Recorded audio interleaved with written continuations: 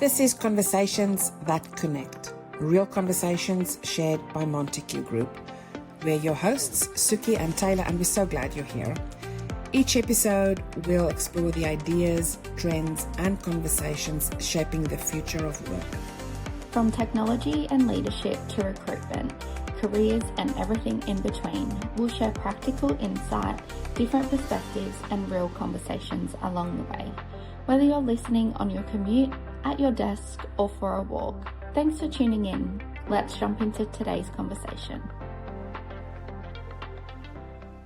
1st of July, 2026. How fast did that come around? I know, we were literally just talking this morning and it's like, where has the year gone? I feel like we've just blinked and now we're here. We both feel like we're in March still. Yes, it's like we're lagging 3 months behind where we should be going. This year just started off with a bang and it just hasn't stopped. I think not because there's been so much happening in terms of so many jobs, so many placements. It's been a steady flow of busy, slow, busy, slow. Yeah. So it's been Up and down. It's been a roller coaster. Another roller coaster. Correct. Usually in July, we release our salary guide for the next financial year, and we're busy working on that to release it in the next few days. And the data doesn't necessarily reflect an up and down, but that's not really what we asked for. The data reflects that there's been a steady incline in salaries and roles and a closing of a gap between the major cities in terms of salaries, but there's a but. It's not across the whole range.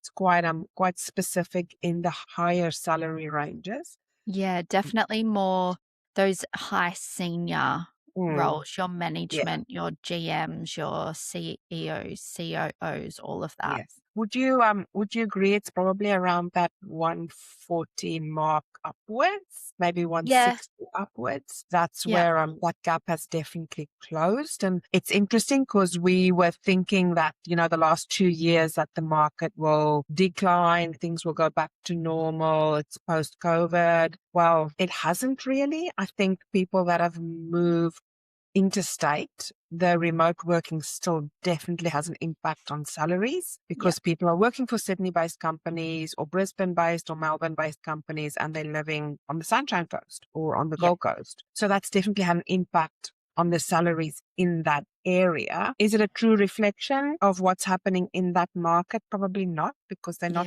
working in that market. They're definitely spending in the market, but they're not working in that market. So there's a little bit of read between the lines as well with the salary guide, but there's definitely been, the gap definitely has closed a little bit on that senior side.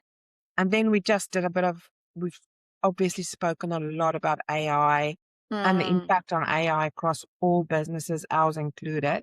But the research we've done has been pretty interesting in terms of where the jobs will be impacted. Yeah, especially, so from what we've seen, entry level and junior jobs are going to be impacted the most. I mean, again, it's kind of, if you are at uni studying, all of that can be a hard pill to swallow because it's like, okay, where do I go from here? Like, I'm an entry level or a junior person looking for jobs. If AI is taking it, and AI is not going to take every single junior job that there is, but the market will be a lot more competitive for those opportunities because they're not readily available as they were 3 years ago, 2-3 years, maybe even longer than that. There has been a huge market for entry-level jobs. There hasn't been a lot in general. And I think now with the use of AI absorbing those roles, there's going to be even less and less. So that was a really interesting one. And I think too, AI, it's going to change the landscape of the tech industry even more so now. But there's also aspects of it that it will try to take over, fail, and then they will have to re-employ those people again. So it could be a big, okay, let's see how this goes. It might not work out the way that they want and then it'll go back and there'll be more junior roles available, or it might go the complete opposite way. The concern that is raised is that when we do look at entry-level junior jobs being taken over mostly by AI, that means that the mid-level experienced candidates will be there for a while, but they'll be growing into the senior guys. And then where's the juniors coming from that's growing into that mid section again? So there might be a gap in that. And Yeah. this is all hypothetical. It's not a definite, this is exactly how it is. But if you look at the trend, if we're replacing junior entry level roles, that's usually where your workforce grows from, where they get their experience You and have grow like a into that career path. mid-level. Yeah. Correct. So that'll be an interesting change. Yes, just it's going to be an interesting one to watch. I'm not saying even over the next 5 years. I think it's almost over the next 24 months. Yeah. Exactly how that impact will look. I think we'll see it quicker. Everything's definitely happening quicker than it Yeah. had happened in the past. I think about, when companies were all talking about outsourcing, and outsourcing was the solution to everything, and companies were outsourcing. And then, as you said, Taylor, a lot of companies realized, oh, hang on, not everything should be outsourced. Some of it is better to keep in-house, some outsource. So you do get an equilibrium somewhere. Yeah. And I think we're in that storming phase where it's like, let's try, because it does have an impact on the bottom line. It does definitely save, but what does it look like long term, and what's the long term longevity of that decision? Yeah. And you look at all those companies that have done like the wave of redundancies and things like that to invest in AI. So they're using those salaries that they would traditionally, pay for people. They're now investing into AI with that Mm. money. It will be interesting to see in the next 12 months Oh, God. where those companies are at and what they're Yeah. doing, and whether it has been a good investment or a good learning curve. Yes. Yep. Correct. 100%. Yeah. So then the impact for the employers when you're making decisions, we're also seeing that salaries are changing Mm. quicker. Yeah. Not changing, they're being impacted quicker. So advice maybe from our side to employers is, instead of doing an annual salary review, maybe do a quarterly one, and just to double check where the market is sitting. We've been doing a bit of research for expressions of interests and companies that have asked about AI and the impact of AI and the salaries associated with AI. And at the moment, like, we're talking crazy amounts Yeah. for your senior experienced guys. And you can only be as experienced for as long as the technology has actually been in the market. So we're not talking Mhm. 20 years worth of experience. Yeah. So yes, there's a lot of change happening. Some of it I think will be good and it will be an immediate change, and some of it will be a wait and see where we go.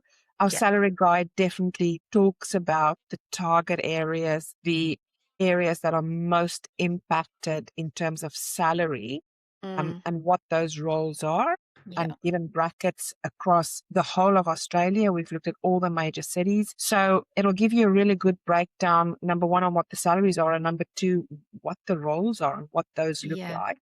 And those high And then, demand roles too. correct, the high I think demand roles. now's the time people should be upskilling. Correct. Like upskill, take the courses, the co-pilot courses, the AI, become an expert in that field, because there's not a lot currently.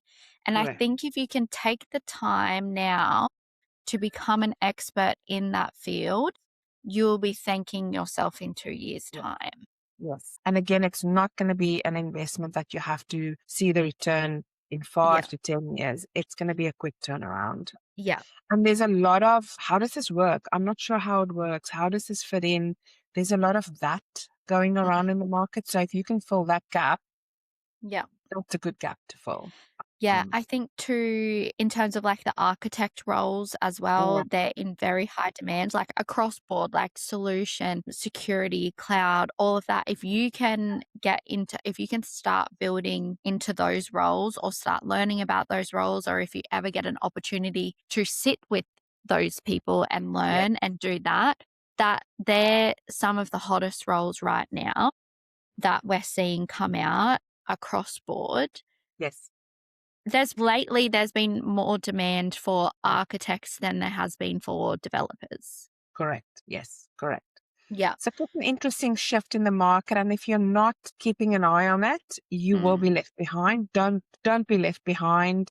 have a look at the salary guide. We'll have that up on our LinkedIn page. We'll have that up on our website. So you can see where the trends are going, what's the salaries associated with that now. Yeah. That will definitely look different in 6 months' time. And we might just do a refresher page on that to see how it's changed and what roles have been impacted. Yeah. Here in Queensland, obviously the compounding impact to that is the Olympic Games I was in just going to say 2022. nothing's going to slow down before No, 2032. it's definitely on the acceleration side. So, yeah, and very exciting space to be in. There's a lot of change, a lot of things happening. Is it happening quickly? Yes. Is it hitting the floor as quickly as we would hope it to go? No. No. There's a But lot it of might be, teething, yes. like a lot of teething issues. Obviously, it's new for everyone too. Like it's new for the companies, it's new for the candidates, it's new for the agencies because they are working in such a different space because Yeah. it is such a huge, big program of works coming into that. So things are steadily happening. So I think now it's kind of everyone's creating those foundations. But then I really do think in the next 6 That to 12 accelerating. months, it's just going to be all hands on deck. But yeah, now there's kind of like those teething issues. Companies are obviously expanding rapidly and trying to put the right people in place to keep up with the demand and things like that. So there is a little bit of a grace period here with that. But I do think once all of that's settled, yeah, it's going to be all systems go. And if you're, for example, a co-pilot expert, you will have so many opportunities. Just like even the cyber, I mean, we say it all the time, and I think we mentioned it last year in the salary survey last year again, but even the amount of cyber experts, like one particular, like whether it's Essential 8 or I think we're moving kind of out of like that identity access management into more like Essential 8 kind of space, well, especially government. But if you can become an expert in that, I think that there'll be a big pipeline of work. Absolutely. Yeah. And Yeah. So understanding. upskill, do what you can. Yeah. Keep learning because if you're not, then you're going to be left behind and there's going to be no opportunities. And funny enough, this is not a new message. No. It's not a new technology. So the message is the same. And that should never change. If you want to stay ahead of what you're doing, learn, jump in, see where the trends are, see where the market's going, and have the conversations. Like we don't know the answers, but we can certainly see the trends because we talk to a lot of people across a lot of technology industry. We can see where the trends are coming from. So happy to have a conversation, have a look at the salary guide and book in a call if you're unsure of how do I do this? How do I make that next step? Certainly here to help you. And as an employer, if you want to do a 6-monthly review or a quarterly review of your salaries, happy to help with that. If you want to know what the market looks like specifically, we just recently had a client reach out to hear what does our database look like with co-pilot experts. Yeah. So if you want to have that question answered so that you know what the market looks like once you do go to market, happy to have those conversations with you as well. So reach out, have the conversation, make sure that your backpack is packed with all the tools that you need to go on this journey. Yeah. It's one that's never ending, that's for sure. Correct. All right, we'll have the salary guide. As I said, reach out via email. We'll have it on our LinkedIn pages, the company page, Taylor's page, my page, and on the website as well. But if you want to have a bit more detailed conversation, reach out and we can certainly talk through that with you. Absolutely. And that's it. Another episode of Conversations That Connect. Thank you for spending your time with us. We hope you enjoyed today's episode and found something to inspire you, challenge your thinking, or just simply make you curious. If you like what you heard, don't forget to follow the podcast, leave us a review, and share this episode with someone who'd enjoy it. If you'd like to continue the conversation or learn more about Montague Group, we'd love to hear from you. Thanks again for listening, and we'll see you next time for another conversation that connects.